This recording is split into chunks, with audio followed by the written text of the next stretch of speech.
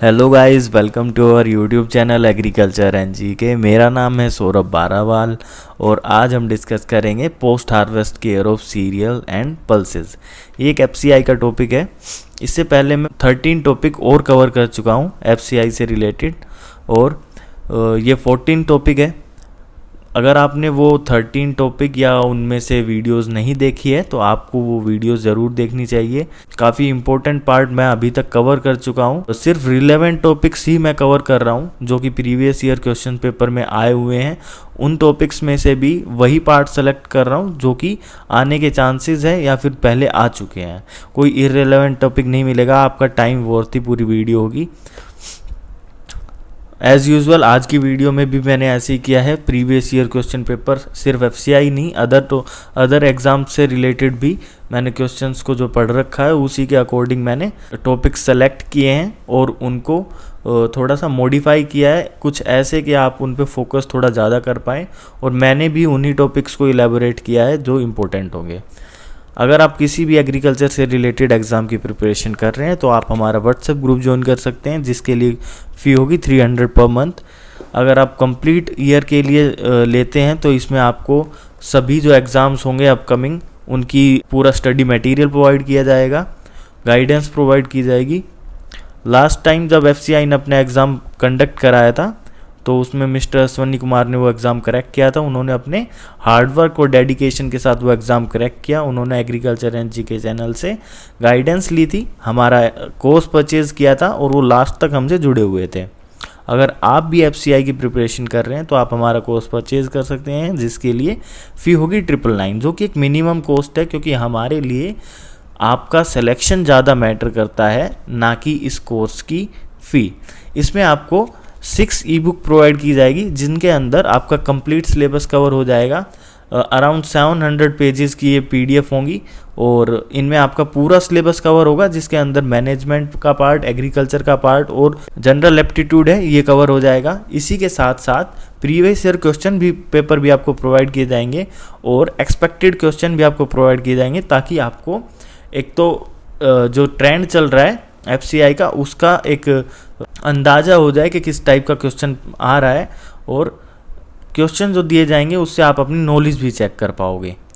So with no further delay चलिए शुरू करते हैं। अगर हम बात करते हैं सीरियल्स की सबसे पहले तो उसमें 2 मोस्ट इम्पोर्टेंट हैं, उन्हीं को हम पढ़ेंगे।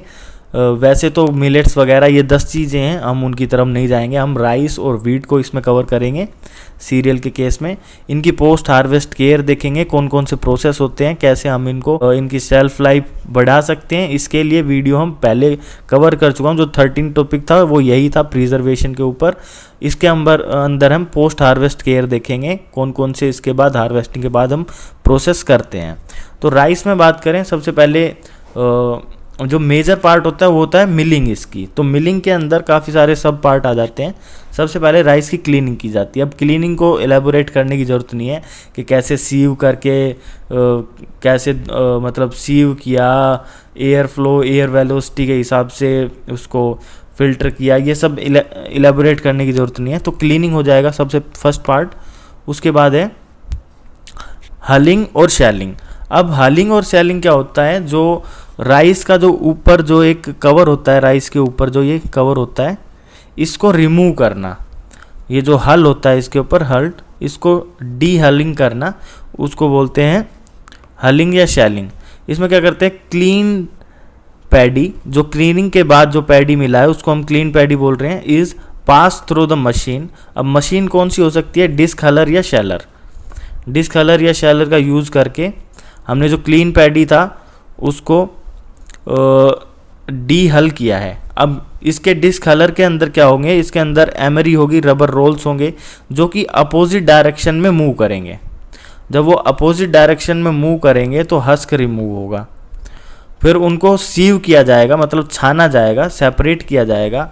और जो किन से सेपरेट किया जाएगा, जो अनहस्क्ड है, मतलब जिनके ऊपर से हस्क उतर चुका है या रिमूव हो चुका है, या फिर जो ब्रोकन, जो टूट चुके हैं दाने, उनसे अलग कर दिया जाएगा। जो अनहस्क्ड है उनको the rice with the hull removed commonly known as brown rice. तो जो सेकंड स्टेप है हलिंग, हलिंग से जो हलिंग के बाद जो हमें राइस मिलता है उसको हम बोलते हैं ब्राउन राइस, या फिर इसको बोलते हैं रफ राइस। तो ये टर्म्स इम्पोर्टेंट है कि इस प्रोसेस से के बाद जो हमें राइस मिलेगा वो उस स्टेज को हम क्या बोलेंगे। तो हलिंग से जो प्रोडक्ट मिल रहा है वो होगा ब्राउन राइस या रफ राइस। अब इससे आगे का, अब ये जो राइस का एक पूरा का पूरा प्रोसेस है जो हम कह रहे हैं कि क्या प्रोसेस होगा, क्या केयर होगी, कौन कौन से स्टेप होंगे, वो उसको एक इसमें डायग्राम में पूरा समझाता हूँ। अब इसके भी 3 वे हो सकते हैं राइस के प्रोसेस के। सबसे डायरेक्ट जो वे होगा कि पहले उसकी थ्रेसिंग कर दी जा रही है, थ्रेसिंग के बाद सबसे पहला स्टेप होगा उसका क्लीनिंग, क्लीनिंग के बाद उसका जो हल होगा उसको रिमूव करना, हलिंग, हलिंग के बाद जो हमारा राइस होता है वो होता है ब्राउन राइस। ब्राउन राइस को क्या किया जाता है, फिर से एक मशीन के अंदर डाला जाता है जिसके अंदर उसका जो ब्रैन पार्ट होता है, ब्रैन और जर्म, हम ये आगे अच्छे से डिस्कस करेंगे। जो ब्रैन होता है, जो ब्राउन कलर का जो उसके ऊपर लेयर है उसको रिमूव किया जाता है और जिससे जो राइस मिलेगा वो होगा, उस प्रोसेस को बोलेंगे वाइट राइस उसको बोलेंगे, और वाइटनिंग प्रोसेस होगी वो। अब इस वाइट राइस को क्या करेंगे, पॉलिश करेंगे, और फिर पॉलिश करने के बाद हम उसकी ग्रेडिंग करेंगे, और फिर जो लास्ट पार्ट होगा वो होगा हेड राइस। तो जो हम लास्ट पार्ट जो हम कंज्यूम करते हैं राइस, वो कौन सी स्टेज का, वो हेड राइस होता है। अब जो दूसरा वे है वो सेम फर्स्ट वे की तरह है, बस इसमें क्या होगा, थ्रेसिंग के बाद ड्राइंग करते हैं और उसके बाद क्लीनिंग करते हैं, अगर रिक्वायरमेंट है तो ड्राई करते हैं। जो थर्ड स्टेप है वो थोड़ा सा हटके है और वो इम्पोर्टेंट भी है। इसमें थ्रेसिंग होगी, थ्रेसिंग के बाद क्लीनिंग होगी, उसके बाद एक पार्ट आता है पर बॉइलिंग। पर बॉइलिंग का मतलब है, इसको अगर हम तोड़ें तो पर बॉइलिंग का मतलब है पार्शियल बॉइलिंग। पार्शियल बॉइलिंग का मतलब क्या है, या तो उसको हॉट वाटर में रखेंगे या फिर स्टीम के साथ कुछ प्रेशर के साथ उसको पार्शियली बॉइल करेंगे, फिर उसके बाद कूल करेंगे इवेंचुअली, और फिर उसको ड्राई करेंगे।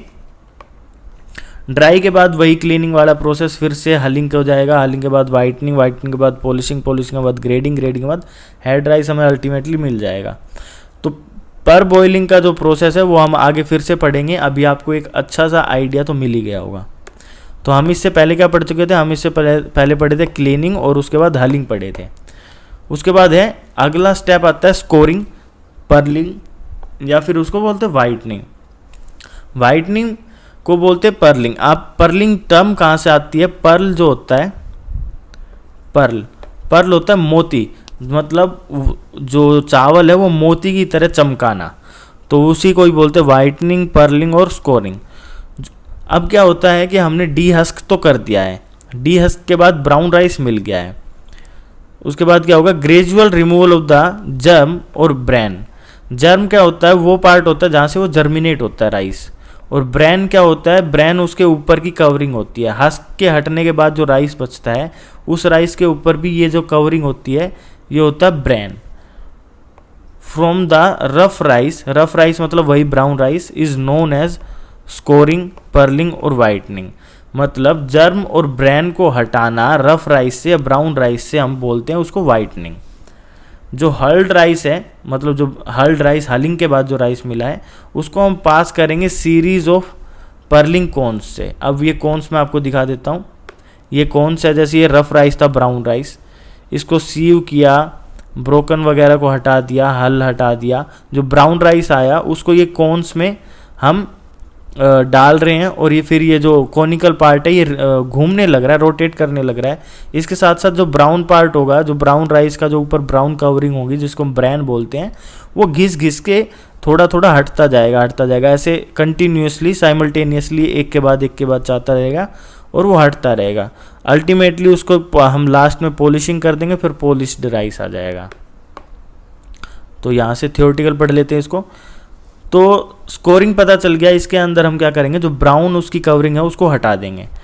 तो ब्राउन का कवरिंग हटाएंगे तो हमें बाई प्रोडक्ट क्या मिलेगा, राइस ब्रैन मिलेगा। अब राइस ब्रैन से भी क्या बनाया जा सकता है, ब्रैन ऑयल। इसकी भी एक छोटी सी प्रोसेस है, बिल्कुल वीट के एंड में पता करेंगे ना, राइस के, सॉरी वीट नहीं, राइस के एंड में पता करेंगे। अब ये जो राइस ब्रैन है, या तो इसको हम एनिमल फीड की तरह यूज़ कर सकते हैं या फिर हम इससे ब्रैन निकाल सकते हैं। अब वाइटनिंग के बाद उसका पॉलिशिंग का स्टेप आता है। पॉलिशिंग में क्या होता है, the rice grain consisting inner layers of bran is pass through polishing machine.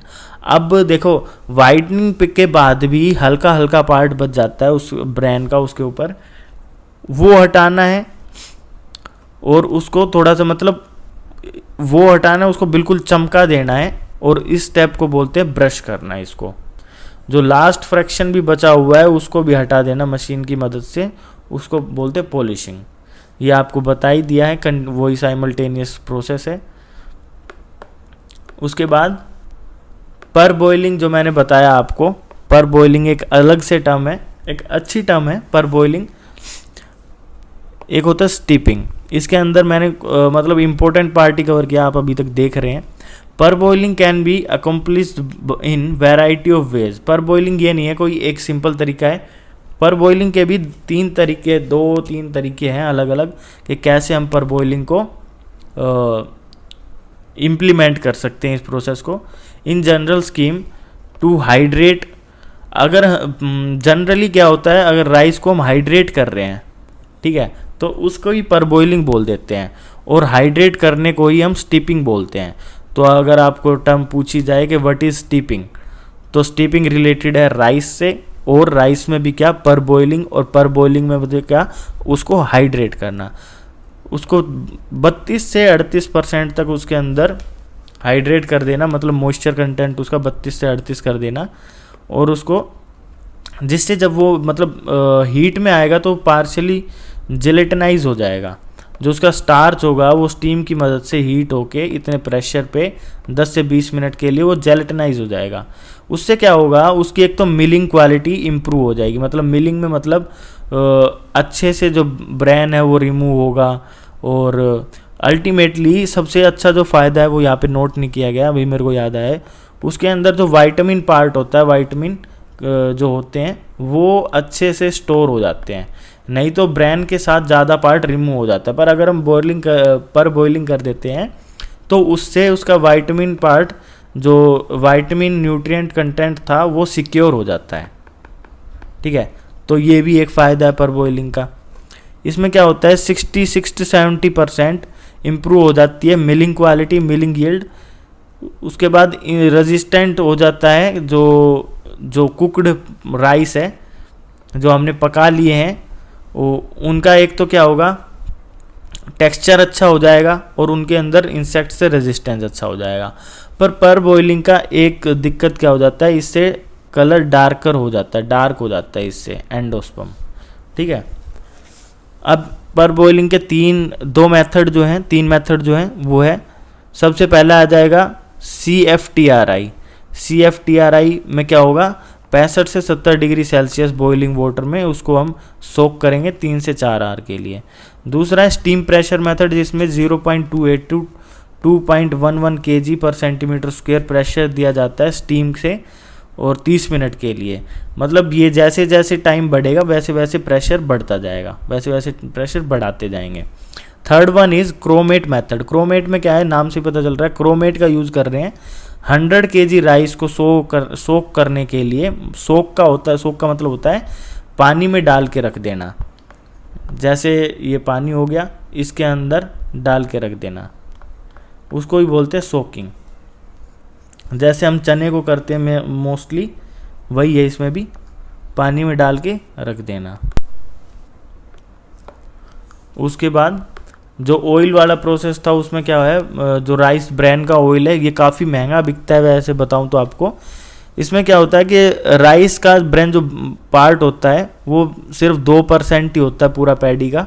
इसमें क्या होता है, पर इसके अंदर जो न्यूट्रिएंट कंटेंट है वो काफ़ी ज़्यादा होते हैं, इसलिए ये काफ़ी महंगा बिकता है। इसके अंदर 12 से 15% तो प्रोटीन होता है, 15 से 20% लिपिड होता है, 40 to 50% कार्बोहाइड्रेट होता है, 7 to 11% क्रूड फाइबर होता है, और 6 to 9%। तो ये ब्रैन ऑयल की न्यूट्रिएंट की वैल्यू है। अब ब्रैन ऑयल जब बनाते हैं उसका प्रोसेस क्या होगा, जो ब्रैन था उसको राइस मिल, मतलब जो एक तो मेन राइस मिल होती है, एक तो होता है राइस ब्रांड के लिए जो मिल होती है वो होती है एक्स राइस मिल। उसमें इसकी पहले क्लीनिंग की जाती है, उसके बाद स्टरलाइज या फिर स्टेबलाइज सब कुछ स्टीम कुक सब किया जाता है। उसके बाद ड्राई किया जाता है, स्टोर किया जाता है, ट्रांसपोर्ट किया जाता है। स्टेबल ब्रांड को ऑयल एक्सट्रैक्ट करते हैं, उसके अंदर डीवैक्सिंग करते हैं, वे डीगमिंग करते हैं, रिमूवल ऑफ FFA। उसके बाद उसकी ब्लीचिंग करते हैं, अगर उसमें थोड़ा सा कलर्ड ऑयल है तो उसकी ब्लीचिंग करके उसको कलरलेस कर देंगे। डीओडराइजेशन, उसके अंदर कोई स्मेल है तो उसको स्मेल को दूर करेंगे। उसके बाद उसकी चिलिंग, मतलब उसको काफ़ी ठंडा किया जाएगा, उसके बाद पैक कर दिया जाएगा। और ये इनके एक्सटर्नल कंपोनेंट है जो इन हर स्टेप्स पे काम आ रहे हैं।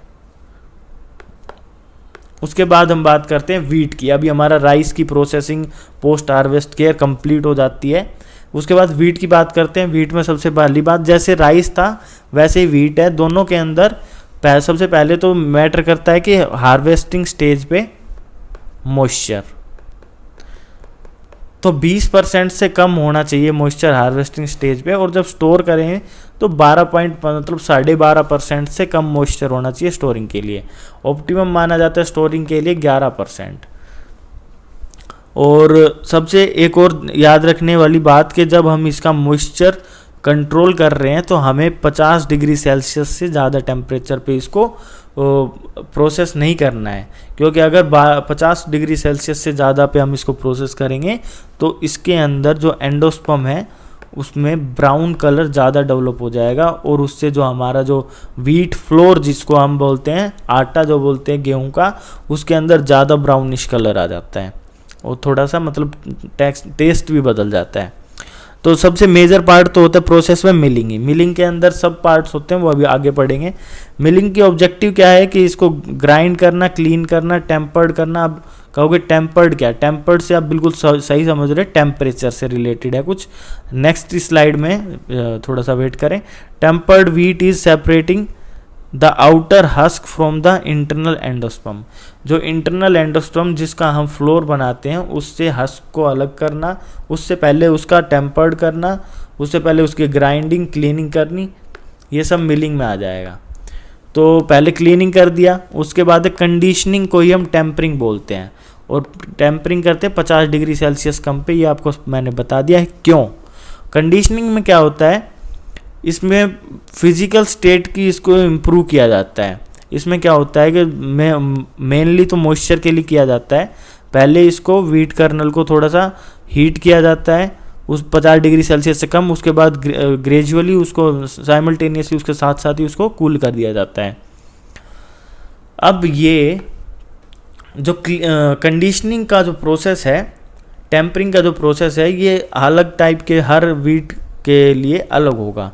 अगर हम बात करते हैं हार्ड स्प्रिंग व्हीट की, तो उसके लिए हमें उसका मॉइस्चर कंटेंट लाना होगा 16 से 17 डिग्री 17% तक मॉइस्चर कंटेंट टेम्पर्ड व्हीट, इतना परसेंट तक इसका मॉइस्चर लाना होगा, इतना परसेंट तक। और उसके लिए कितनी देर तक उसको प्रोसेस करना होगा, कितनी देर तक उसको टेम्परिंग टाइम कितना देना पड़ेगा, 36 आवर। उसके बाद अगर हम रेड विंटर व्हीट की बात करते हैं तो उसमें 15.5 से 16% तक इस स्टेज पे, टेम्परिंग की स्टेज पे, अभी कोई स्टोरिंग की स्टेज नहीं चल रही है, कुछ नहीं, टेम्परिंग की स्टेज पे, क्लीनिंग के बाद जो स्टेप आता है उस स्टेज तक इसके अंदर 15.5 से 16% मॉइस्चर होना चाहिए। और उसके लिए इसको 24 आवर्स तक टेम्परिंग प्रोसेस में रखा जाता है। अगर वो सॉफ्ट व्हीट की बात करें तो 14.5 से 15.5% मॉइस्चर कंटेंट होना चाहिए, और उसके लिए उसको 10 आवर्स तक टेम्परिंग प्रोसेस में रखा जाता है। अगर डुरम व्हीट की बात करते हैं तो 16 से 17.5% मॉइस्चर इसमें चल जाएगा, और उसके लिए सिर्फ इसको 6 आवर तक टेम्परिंग प्रोसेस में रखेंगे। मिलिंग और separation of floor. Objective of the wheat milling is to separate the briny cover और germ of the wheat kernel from the endosperm। जैसा हमने राइस में पढ़ा था कि हमें उसका जर्म पार्ट और ब्रैन पार्ट ये अलग करना होता है एंडोस्पर्म से, सेम व्हीट के अंदर है। ब्रेन को अलग करना है, जर्म को अलग करना है, एंडोस्पर्म को रखना है, जिससे हम फ्लोर बनाएंगे। Wheat flour milling is a process that consist control breaking reduction separation. ये एक कंट्रोल्ड प्रोसेस है जिसके अंदर हम कुछ ब्रेक करते हैं, फिर रिड्यूस करते हैं और फिर उसको सेपरेट करते हैं। और इनके अंदर जो 3 बेसिक प्रोसेस होते हैं वो होता है पहले ग्राइंडिंग, पहले उसको ग्रेन को तोड़ो, फिर उसको छानो और फिर उसको प्योर करो। प्योर मतलब अब उसके अंदर किसी तरह का कुछ भी अनइवन पार्ट नहीं होना चाहिए। उसको विंड वेलोसिटी के हिसाब से भी किया जा सकता है। उसके बाद है फ्लोर इम्प्रूवर। अब हमारा फ्लोर बन चुका है, जो हमने अभी बात की अनइवन नहीं होना चाहिए, तो वो फ्लोर ही होता है, उसको मतलब बिल्कुल बारीक पीस लिया जाता है। अब फ्लोर को भी इम्प्रूव करना है। अब घर में यूज़ करने के लिए तो एक बार अगर फ्लोर बन गया तो वो घर पे यूज़ होता रहेगा, पर अब डिफरेंट इंडस्ट्रीज़ जुड़ी हुई है व्हीट के साथ। कोई बात करते हैं, कोई बेकिंग इंडस्ट्री है, कोई या फिर बिस्किट के लिए है, कोई हो गया ब्रेड मेकिंग के लिए है, कोई ऐसे नॉर्मल फ्लोर के लिए है, मतलब फ्लोर बोलते हैं ये अपना आटे के लिए है। तो ब्लीचिंग एजेंट सबसे पहले, ब्लीचिंग एजेंट मतलब मैंने जो बात की थी, जो ब्राउनिश कलर होता है।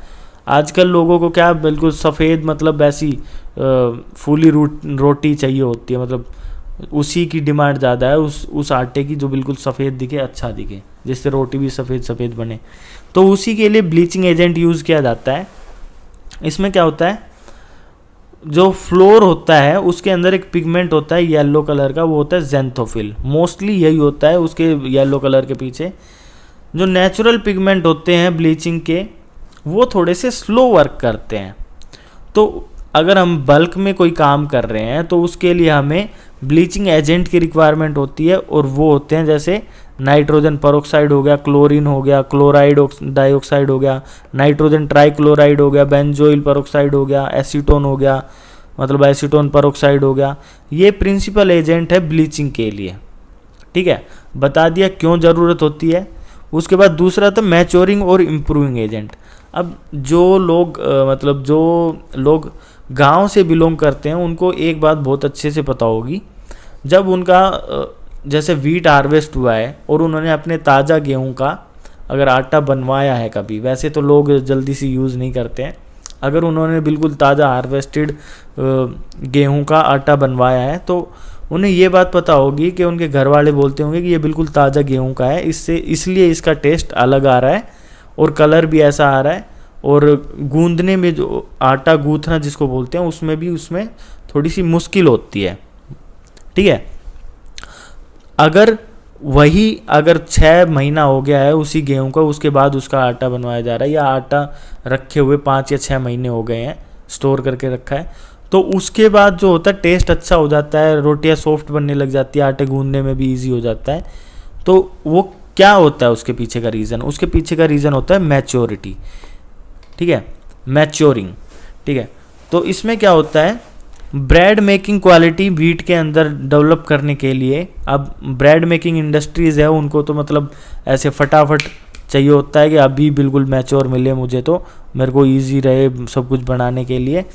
तो वो स्टोरेज वो 1 से 2 मंथ के लिए स्टोर करती है, जिसके अंदर वो उसकी एजिंग करा देती है, मैच्योरिंग करवा देती है उसको, जिसके लिए वो यूज़ करती है पोटाशियम ब्रोमेट और उसका एस्कॉर्बिक एसिड, और ये सब ज़्यादा तो एस्कॉर्बिक एसिड और पोटाशियम ब्रोमेट ये यूज़ किया जाता है, या फिर अमोनियम और पोटाशियम सल्फेट ये हो जाता है। ठीक है, ये सब मेनली यूज़ किया जाता है। अगर हम बात करें क्लोरीन की, क्लोरीन डाइऑक्साइड की, एसीटोन परऑक्साइड की, ये ब्लीचिंग की तरह भी काम करते हैं और as well as maturing agent की तरह भी काम करते हैं। ठीक है, तो ये ड्यूअल फ़ायदे वाली चीज़ है। अब बात करते हैं तीसरी बायोलॉजिकल एडिटिव्स की। अब कहोगे कि बायोलॉजिकल, अभी तो हमने पढ़ लिया कि भाई वाइट कलर होना चाहिए, ठीक है, दूसरा मैच्योर होना चाहिए, अच्छा टेस्ट देगा, इजीली हम उसके साथ प्रोसेसिंग कर सकते हैं, काम कर सकते हैं, वो बात हो गई। अब कहीं बायोलॉजिकल एडिटिव्स में क्या होता है? बायोलॉजिकल एडिटिव्स भी इन चीज़ों से रिलेटेड है, जैसे कि एंजाइम हो गया, अमाइलेज, प्रोटीएज, ऑक्सीडेज, ये इंप्रूव करते हैं उनकी mixing, fermentation, flavour development, texture, storage properties, baked product की।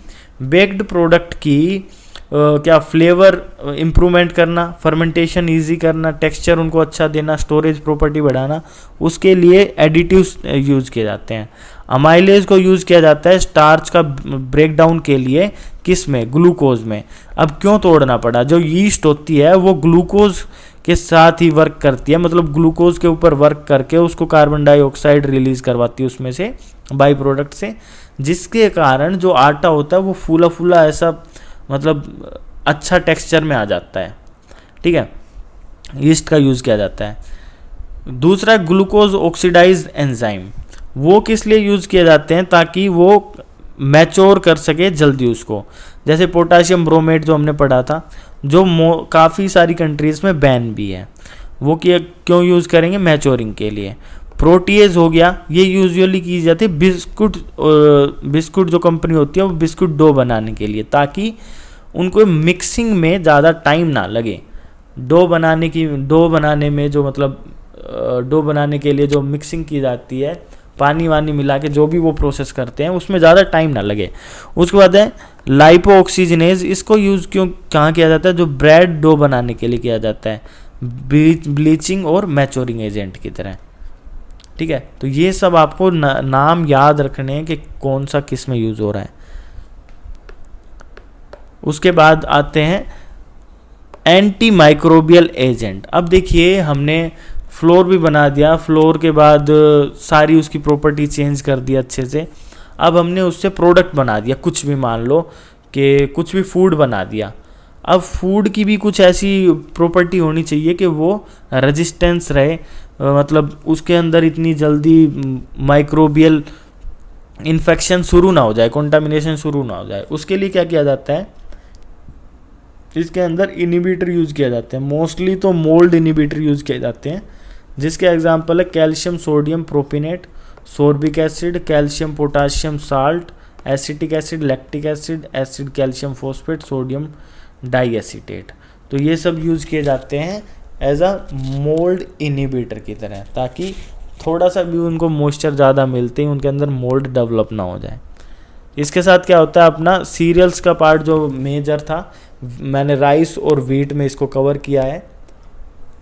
हल्का बहुत देखे तो और पार्ट इतना इम्पोर्टेंट नहीं है जितने ये दो क्रॉप्स हमें पता है सबको कि हमेशा इन दोनों क्रॉप से ही पूछे जाते हैं, पर लोग ऐसे मतलब अंधे होके दूसरे टॉपिक्स पे भी अपने ध्यान को, अपनी एनर्जी को वेस्ट करते हैं। तो हमें वो नहीं करना है, हमें 30% से 70% गेन करना है।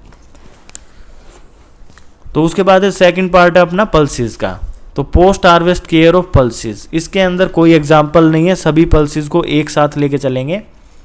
इसके लिए किसी अलग पल्सेस के लिए, किसी अलग दाल के लिए कुछ अलग प्रोसेस नहीं होता, जो एक दाल के लिए वही सभी दालों के लिए है। तो मिलिंग प्रोसेस जो सबसे मेजर पार्ट होता है पोस्ट हार्वेस्ट के बाद। अब पल्सेस के केस में वो दो टाइप का होता है, वेट मिलिंग और ड्राई मिलिंग। वेट मिलिंग में क्या होता है, एक बार डायग्रामेटिक वे से पढ़ लेते हैं। उसके बाद वेट मिलिंग में क्या होता है, जो पल्सेस होंगे सबसे पहले उसकी क्लीनिंग की जाएगी। उसके बाद वेट मिलिंग की बात हुई, मतलब उसको पानी में सोक किया जाएगा, उसको मिक्स किया जाएगा रेड अर्थ के साथ। पहले इसको सोक किया जाएगा, उसके बाद रेड अर्थ में मिक्स किया जाएगा, उसके बाद उसको ड्राई कर दिया जाएगा। ड्राई करने के बाद डीहस्किंग कर दी जाएगी उसकी।